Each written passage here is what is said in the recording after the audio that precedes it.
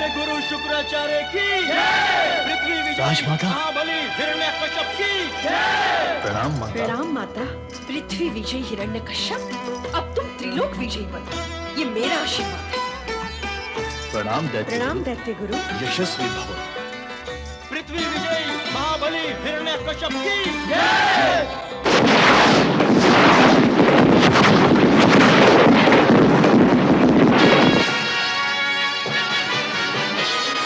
महाप्रतापी महाबली दैत्यराज हिरण्यकश्यप की दैत्यराज हिरण्यकश्यप की दैत्य गुरु शुक्राचार्य की दैत्यवीर दैत्य गुरु शुक्राचार्य की बधाई स्वीकार करो।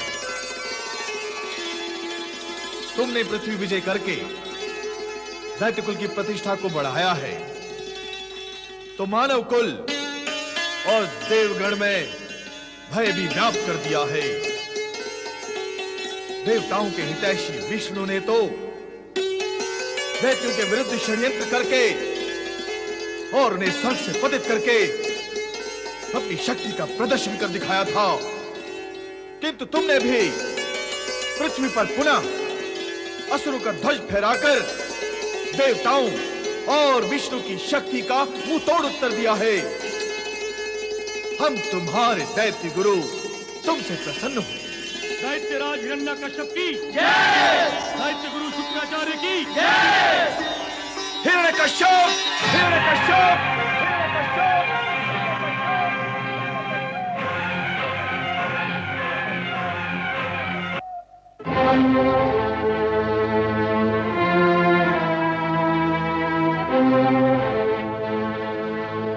आज्ञा करें गुरुवर। कोई आज्ञा नहीं, केवल सूचना है। सूचना तुम्हें सावधान करने की। कैसी सूचना गुरुवर? हिरण्यकश्यप, तुम्हें शीघ्र ये राज सिंहासन त्यागना होगा।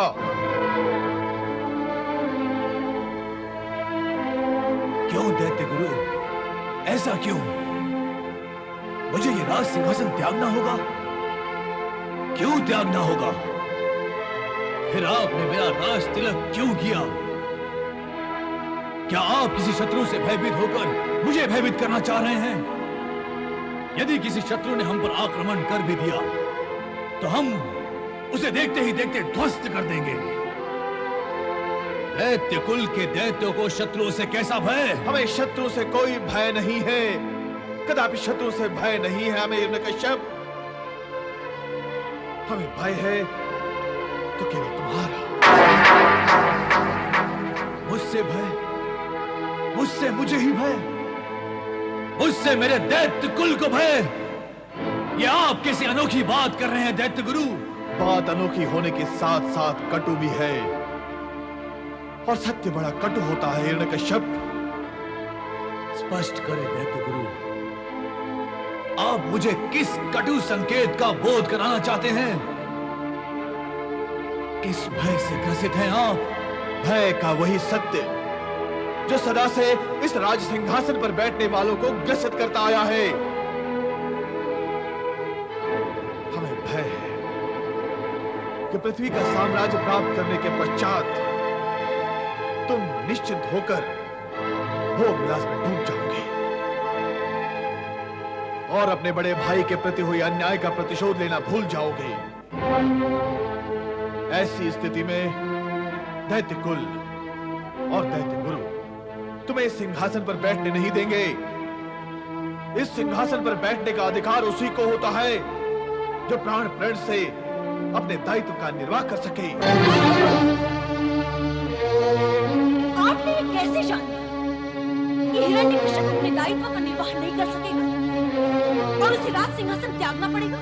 किस आधार पर आपने बात कही? इसलिए कि इसने अब तक वो शक्ति प्राप्त नहीं की है जो दैत्यराज के लिए आवश्यक होती है। किंतु अभी अभी तो आपने उसकी योग्यता की चर्चा करके उसकी प्रशंसा की, उसे राज तिलक किया, और अब आप? हम दैत्य गुरु शुक्राचार्य हैं दिति। तुम हमारी कार्यविधि पर प्रश्न चिन्ह मत लगाओ। राज सिंहासन पर बैठने वाले को कई परीक्षाएं देनी पड़ती हैं। उसकी पात्रता को परखना होता है। गुरु होने के नाते ये हमारा कर्तव्य है कि दैत्य कुल की प्रतिष्ठा का विचार करते हुए हम ये भी विचार करें कि इस राज सिंहासन पर बैठने वाला पुनः स्वर्ग पर अधिकार कर सकेगा अथवा नहीं।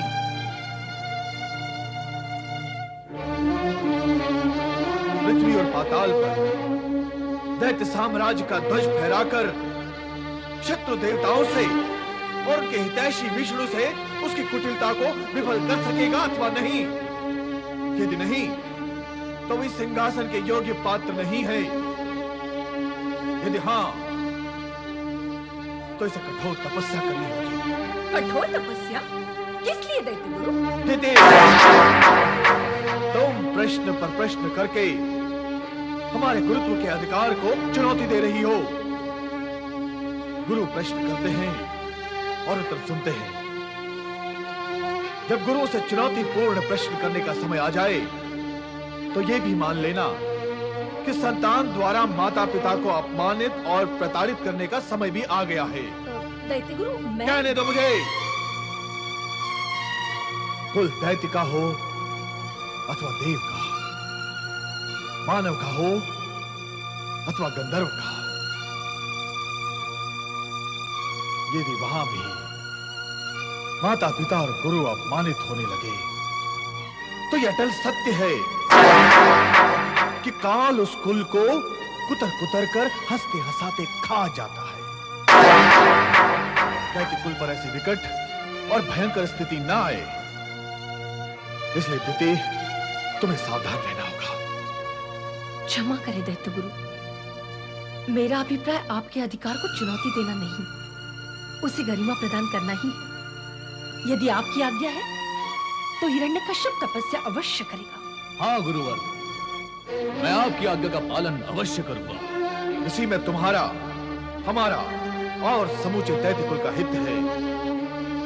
तुम्हारी माता दिति का विचार है कि तुम शक्तिवान हो, तुम्हें तपस्या करने की कोई आवश्यकता नहीं, किंतु मैं चाहता हूं कि तुम कठोर तपस्या द्वारा ब्रह्मा को प्रसन्न करके उनसे अजयता का ऐसा वरदान मांग लो जो आज तक किसी असुर ने नहीं मांगा हो। तब तुम सर्वशक्तिवान बन जाओगे, शत्रु तुम्हारी और दृष्टि उठाकर भी नहीं देख सकेगा। कहो, तुम्हें मेरी आज्ञा स्वीकार है अथवा नहीं? यदि नहीं तो मैं चला। गुरुवर, मैं आपसे एक बार फिर कहता हूं कि मैं आपकी आज्ञा का पालन अवश्य करूंगा। वत्स, मैं जो कह रहा और करवाना चाहता वो दैत्य कुल की भावी सुरक्षा के लिए अति आवश्यक है। मैं आपका अभिप्राय समझ रहा हूं गुरुवर। मैं आज ही तपस्या के लिए प्रस्थान करूंगा। तपस्या आरंभ करने से पूर्व तुम्हें एक प्रण करना होगा। प्राणों पर संकट आने पर भी तुम तपस्या से डिगोगे नहीं। मैं प्रण करता हूं और आपको विश्वास दिलाता हूं गुरुवर कि इस तन में प्राण रहते हर संकट को झेलकर मैं अपनी तपस्या पूर्ण करूंगा।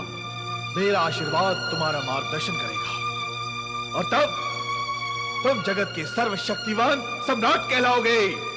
दैत्य गुरु शुक्राचार्य की जय, दैत्यराज हिरण्यकश्यप की जय, दैत्यराज हिरण्यकश्यप की जय।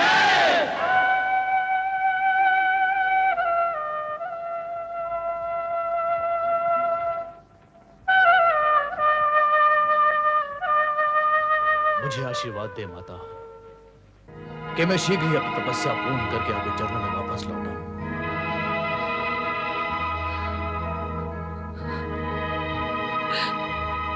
जाओ पुत्र, बड़ी सफलता के लिए कठोर तपस्या करने अवश्य जाओ। विधाता तुम्हें सामर्थ्य और सफलता दे।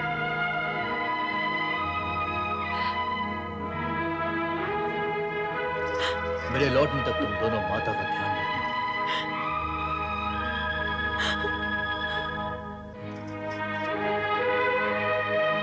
सेनापति दुंदुभिनाथ, हमारी अनुपस्थिति में तुम दैत्य साम्राज्य का संचालन करोगे।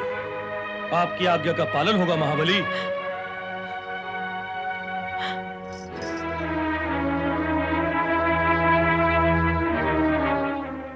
दैत्य गुरु शुक्राचार्य की आज्ञा का पालन करने के लिए माता दिति का आशीर्वाद प्राप्त कर हिरण्यकश्यप परमपिता ब्रह्मा की तपस्या करने हेतु महल से प्रस्थान करता है। इस नए घटनाक्रम से देवता अनभिज्ञ थे, किंतु विधि के विधान में क्या निहित है इसका ज्ञान न तो शुक्राचार्य को था और न ही दिति, हिरण्यकश्यप और देवताओं को।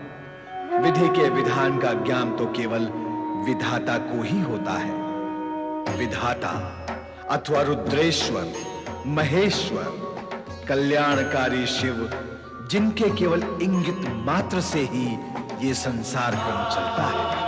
शिवाय ओम नमः शिवाय ओम नमः शिवाय ओम नमः शिवाय ओम नमः शिवाय ओम नमः शिवाय ओम नमः शिवाय। नंदी का नमन स्वीकार करें। कैलाश पर आपका स्वागत है। स्वागत तो तुमने कर लिया नंदी, किंतु हम जिनसे मिलने आई हैं वे देवी पार्वती कहाँ हैं? माता पार्वती इस समय अपने कक्ष में ध्यान पूजा में व्यस्त हैं। मैं जाकर आपके आने की उन्हें सूचना देता हूँ। रहने दो, हम स्वयं ही चले जाएंगे। देवी वीणापाणी, क्या यह अद्भुत नहीं लगता कि शिव स्वयं यहाँ उपस्थित है और देवी पार्वती पृथक से ध्यान पूजा करें? इसकी आवश्यकता ही क्या रह जाती है? पिता हिरण्याक्ष, पिता हिरण्याक्ष, कहाँ हैं आप? पिता हिरण्याक्ष, पिता हिरण्याक्ष।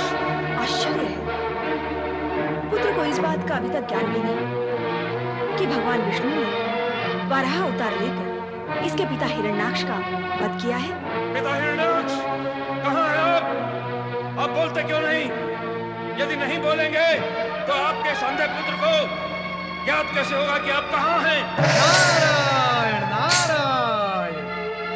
अंधकासुर, अपने पिता हिरण्याक्ष को पुकार कर अब कोई लाभ नहीं होगा, क्योंकि अब वो नहीं आएंगे। क्यों नहीं आएंगे? मैं उनका पुत्र हूँ, वो मेरे पिता हैं। पुत्र की पुकार सुनकर वो क्यों नहीं आएंगे? बोलो, क्यों नहीं आएंगे? वो अवश्य आएंगे। परंतु तुम कौन हो? क्या जानते हो मेरे पिता हिरण्याक्ष के बारे में? यही कि वो अब कभी नहीं आएंगे, क्योंकि वो अब इस जीवन लोक में नहीं, मृत्यु लोक में जा चुके हैं। झूठ बोलते हो तुम, शत्रु हो तुम मेरे और मेरे पिता के। तुम नहीं चाहते कि ये पुत्र अपने पिता से मिल सके। मेरे पिता मर नहीं सकते, कभी नहीं मर सकते। वो वरदानी है, वरदानी है वो। शांत हो जाओ अंधकासुर, शांत हो जाओ। भगवान भोलेनाथ ने यदि तुम्हें नेत्र दिए होते तो तुम स्वयं अपनी आंखों से देखकर इस सत्य को जान सकते। नहीं, नहीं, झूठ बोलते हो तुम, झूठ बोलते हो तुम। पिता हिरण्याक्ष, पिता हिरण्याक्ष, कहाँ हैं आप? पिता हिरण्याक्ष, आप बोलते क्यों नहीं? पिता हिरण्याक्ष, पिता हिरण्याक्ष, पिता हिरण्याक्ष, कहाँ हैं आप? पिता हिरण्याक्ष।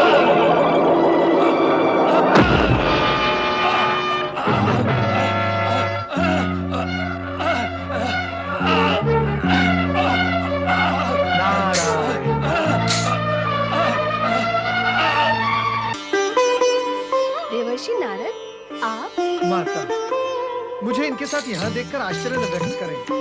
मेरे आश्चर्य का कारण और अनुमान तुमने लगा लिया नारद? क्या करूं माता, अनुमान लगाने और कारण जानने का अभ्यास है मुझे। नारायण नारायण। सत्य यह है माता कि मैं इस समय ब्रह्मलोक और विष्णुलोक को भ्रमण करके यहाँ आ रहा हूँ। इन दोनों माताओं के दर्शन वहाँ नहीं हुए, इसलिए इनके पीछे पीछे मैं यहाँ चला आया। इतना सब तो हम तीनों में से किसी ने भी तुमसे नहीं पूछा नारद। नारायण नारायण। अब मैं चलता हूँ, आप तीनों चर्चा करें। अब मेरा यहाँ क्या कार्य है? नारद, हमें तुमसे विशेष विषय में कुछ पूछना है। मुझसे? नारायण नारायण। मैं भला श्रीहरि विष्णु और परमपिता ब्रह्मा जी से अधिक क्या बता पाऊंगा? ये पूछने का कार्य आप उन्हीं से करें। और वैसे भी आप तीनों बहुत समय पश्चात मिली है, मिलन का आनंद लें, चर्चा करें। मैं भगवान भोलेनाथ के दर्शन के लिए चला। नारायण नारायण। चतुर है। हमें जो पूछना था पूछने ही नहीं दिया।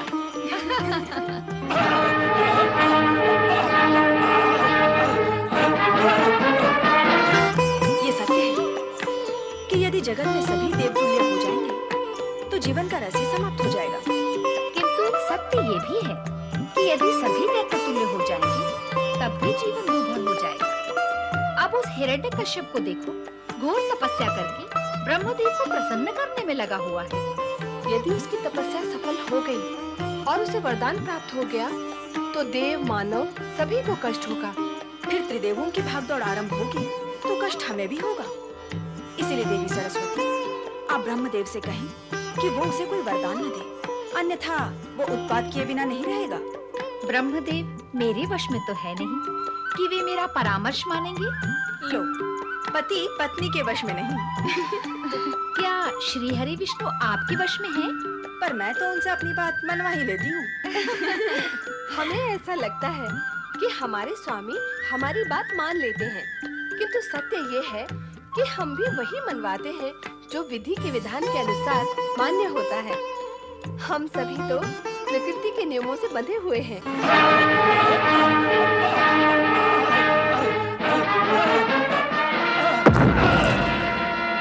अंधकासुर पौत्र, ये मैं कहाँ आ गया? तुम अपने ही राजमहल में हो पौत्र। नारायण नारायण, ओम नमः शिवाय। आओ नारद, क्या ये दोनों देवियां कैलाश पर तुम्हारी ही प्रेरणा से आई हैं? भोलेनाथ, आप तो सर्वज्ञ और अंतर्यामी हैं। भला मुझसे क्या पूछना, मैं तो स्वयं आपसे पूछने के लिए इच्छुक हूँ। तो तुम कुछ पूछने आए हो, चतुर तो हो ही। पूछो, क्या पूछना है? भोलेनाथ, दैत्य गुरु शुक्राचार्य आपके आराधक और शिष्य भी हैं। हाँ है। तो आपने दैत्य गुरु शुक्राचार्य द्वारा हिरण्यकश्यप को तपस्या के लिए क्यों भेज दिया भगवान?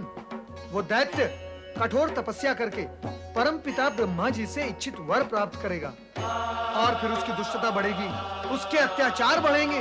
हे भोलेनाथ, फिर स्वर्ग और देवताओं का क्या होगा? इसका उत्तर तो हम तुम्हें पहले ही दे चुके हैं नारद। कब? कौन सा उत्तर भोलेनाथ? वही उत्तर जिसमें हमने भगवान विष्णु के अवतारों की चर्चा की थी। विष्णु? बस, अब अधिक कुछ न पूछना, हम बता नहीं सकेंगे।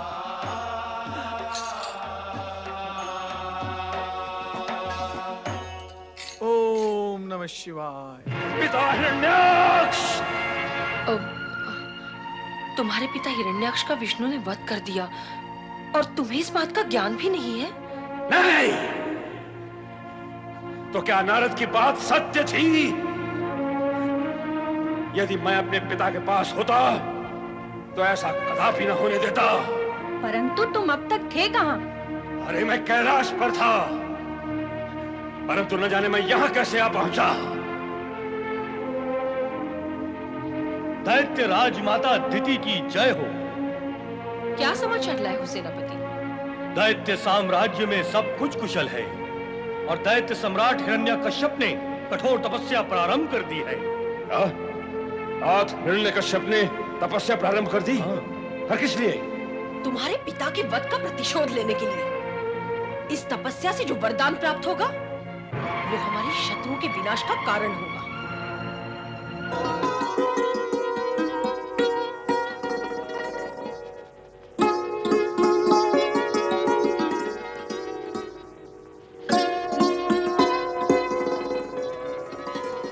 होलिका, मैं तुम्हारे मन की दशा समझ रही हूँ।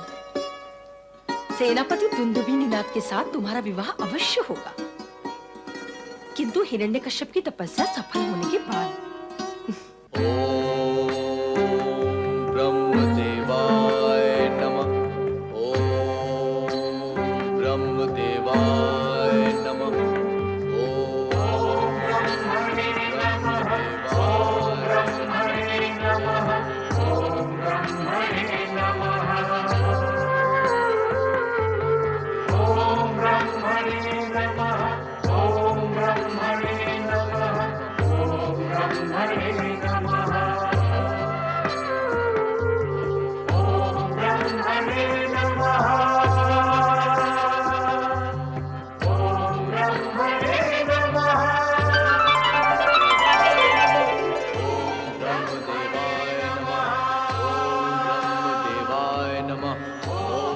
देवराज, देवऋषि ने सत्य ही कहा था कि ये दैत्य तपस्या में सफल होकर ही रहेगा।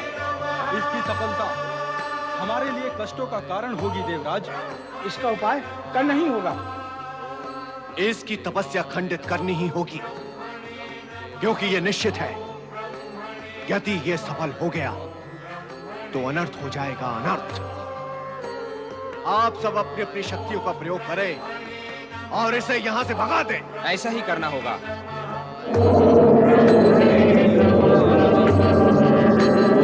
ब्रह्मदेवाय नमः। ओम ब्रह्मदेवाय नमः। ओम ब्रह्मदेवाय नमः। ओम ब्रह्मदेवाय नमः। ओम ब्रह्मदेवाय नमः।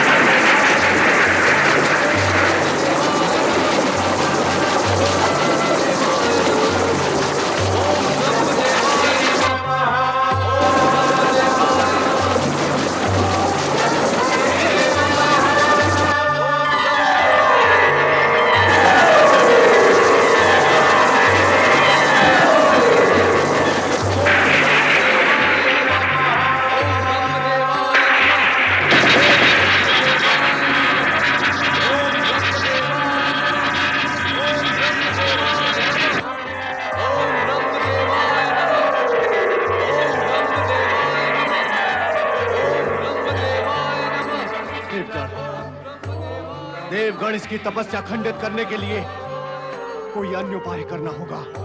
ओम ब्रह्मदेवाय नमः। रक्षा करे परमपिता, रक्षा करे परमपिता, रक्षा करे, हमारी रक्षा करे परमपिता, हमें पुनः संकट में घिरने ना दें। परमपिता, अब आप ही हमारा उद्धार कर सकते हैं। देवराज, ये क्या है? आप जब तब आकर हमारा ध्यान भंग कर देते हैं, सृष्टि रचना के कार्य में बाधा पहुंचाते हैं। ये सब क्या आप देवगण को शोभा देता है? अकारण नहीं ब्रह्मदेव, कारण उत्पन्न होने से ही हम उपस्थित हुए हैं। कारण तो कभी समाप्त नहीं होंगे, तो क्या आप सदा हमारा ध्यान भंग करते रहेंगे? अपने कष्टों के निवारण और स्वार्थ पूर्ति के लिए समय असमय त्रिदेवों के कार्य में बाधा डालने की कुटैव हो गई है आपको। यह आपके लिए उचित नहीं है। ध्यान भंग करना, वह कार्य में बाधा पहुंचाना हमारा उद्देश्य नहीं होता है ब्रह्मदेव।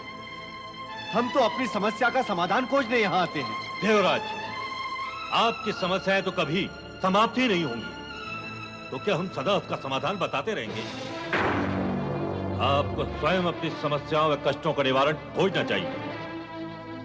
आप हर समय हमसे ही सहायता की अपेक्षा क्यों करते रहते हैं? परमपिता, हम तो ये कहने आए थे कि दैत्यराज हिरण्यकश्यप आपसे वरदान पाने के लिए कठोर तपस्या कर रहा है।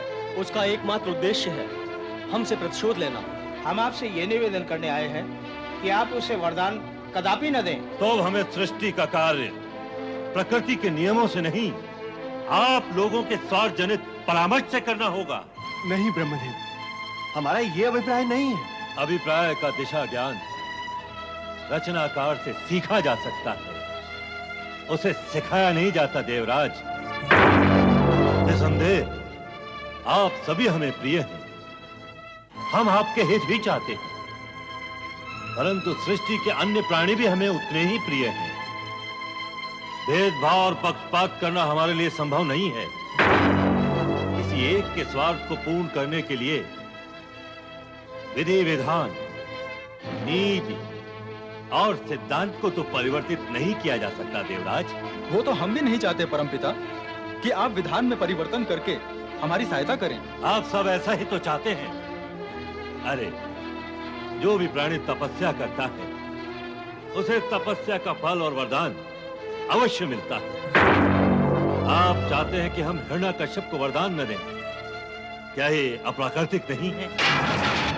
क्या ये विधान के विरुद्ध नहीं है? क्या धरती पर पड़े बीज को पौधे में न बदलने देना प्रकृति के नियम के विरुद्ध नहीं है? क्या सागर की ओर बहने वाली सरिता को रोकना किसी के वश में है?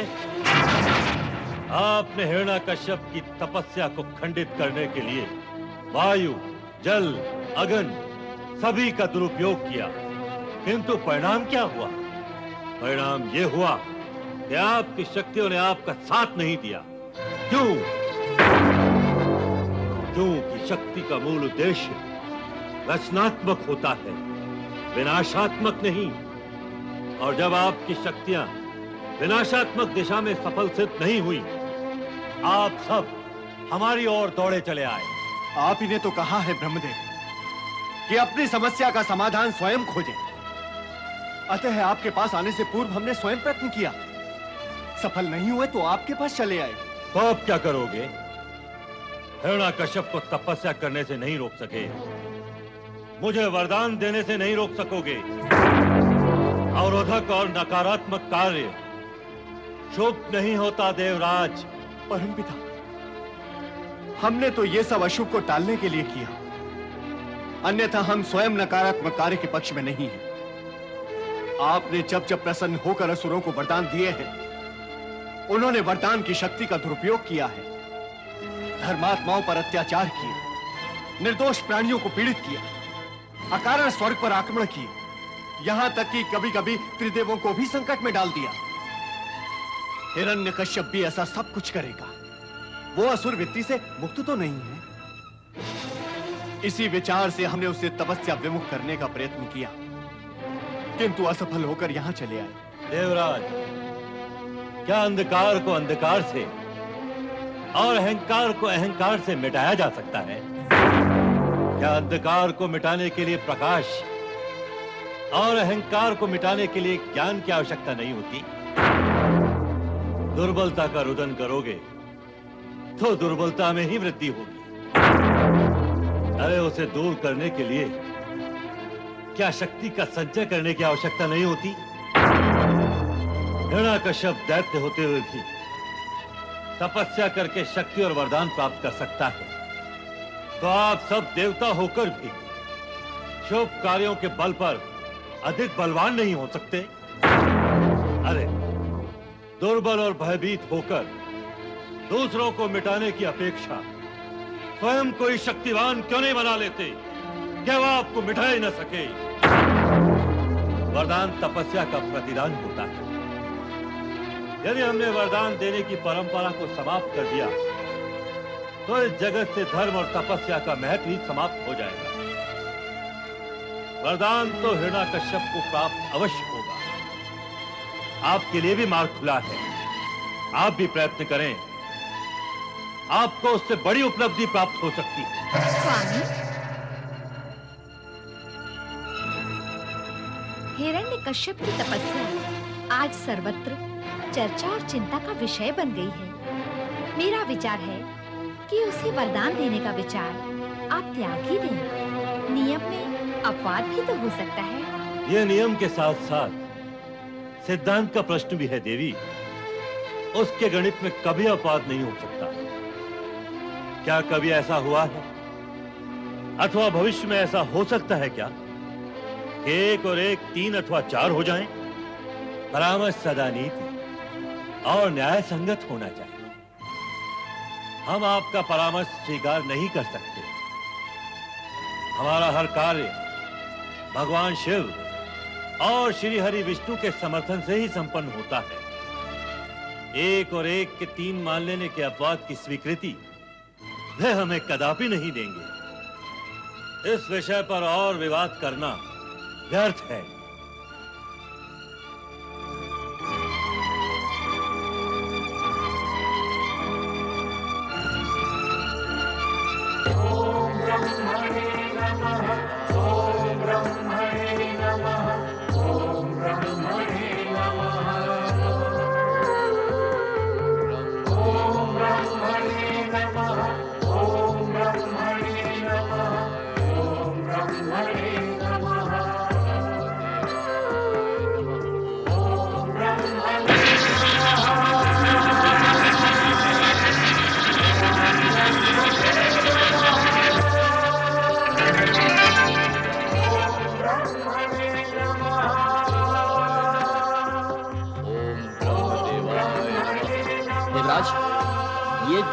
अवश्य स्वर्ग में प्रवेश करेंगी और हमें वहां से भागना पड़ेगा।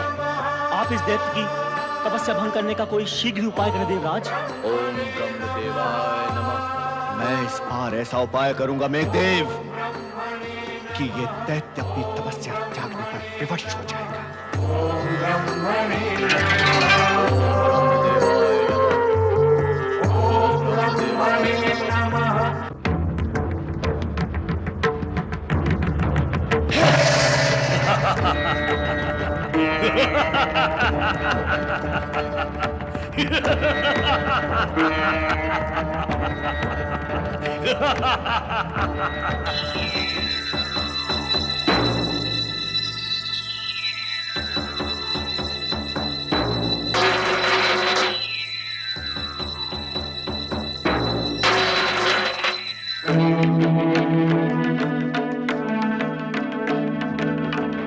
असुर महारानी कयाधु की जय हो। असुर महारानी कयाधु की जय हो। सेनापति दुंदुभी निनाथ, इस समय तुम यहाँ हमारे शयन कक्ष में आने की धृष्टता कैसे की तुमने? कहो, ऐसी क्या आवश्यकता आन पड़ी कि तुम्हें हमारे शयन कक्ष में आना पड़ा? धृष्टता करने का साहस तो मैं कर ही नहीं सकता स्वामिनी। मुझे तो स्वयं महाबली हिरण्यकश्यप ने आज्ञा देकर आपकी सेवा में भेजा है। असुर राजा ने तुम्हें यहाँ भेजा है?